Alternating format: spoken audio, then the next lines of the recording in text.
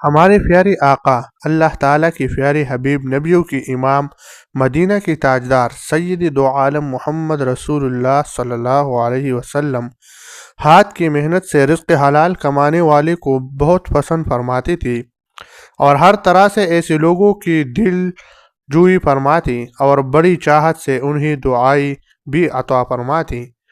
ایک روز آپ صلی اللہ علیہ وسلم ایک صحابی آپ کے پاس آئی جن کا نام سعد بن معاذ رضی اللہ عنہ تھا۔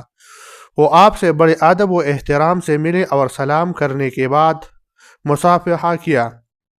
جب وہ رسالت آپ صلی اللہ علیہ وسلم سے مصافحہ کر رہی تھی تو آپ صلی اللہ علیہ وسلم نے ان کے ہاتھوں میں سختی محسوس کی اور ان کے دونوں ہاتھ اپنے سامنے کھول کر پوچھا کہ تمہارے ہاتھ اس قدر سخت کیوں ہے؟ انہوں نے عرض کیا، حضور میں اپنے اہل و عیال کا پیٹ پالنے کے لیے اپنے باغ میں محنت و مشقت کرتا ہوں، کدال اور کسئی وغیرہ بھی چلاتا ہوں، اس محنت شاقہ کے باعث میرے ہاتھ سخت ہو گئے ہیں۔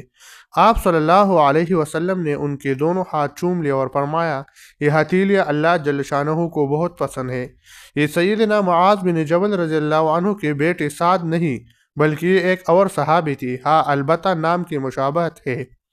کوئی بھی جائز پیشہ اپنانا اسلام میں برا نہیں ہے۔ جائز اور حلال رزق کے حصول کے لیے انبیاء کرام علیہم السلام بھی مصروف عمل رہے۔ چند انبیاء کے ذریعہ معاش کا تذکرہ سطور ذیل میں ملاحظہ فرمائے۔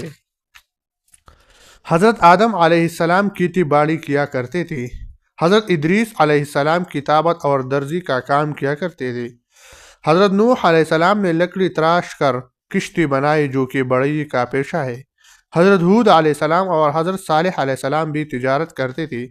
حضرت ذوالقرنین علیہ السلام زنبیل ڈولیاں بناتے تھے۔ حضرت ابراہیم علیہ السلام نے کھیتی اور تعمیر کا کام کیا۔ حضرت اسماعیل علیہ السلام تیر بناتے اور شکار کرتے تھے۔ حضرت اسحاق علیہ السلام اور حضرت یعقوب علیہ السلام بکریاں چراتی تھی۔ حضرت یوسف علیہ السلام نے غلہ کی تجارت کی ہے۔ حضرت موسیٰ علیہ السلام نے کئی سال تک بکریاں چرائی ہے۔ حضرت ہارون علیہ السلام بھی تجارت کرتے تھے۔ حضرت یسع علیہ السلام کھیتی باڑی کرتے تھے۔ حضرت داؤد علیہ السلام زرع بناتے تھے۔ حضرت سلیمان علیہ السلام زنبیل بناتے تھے۔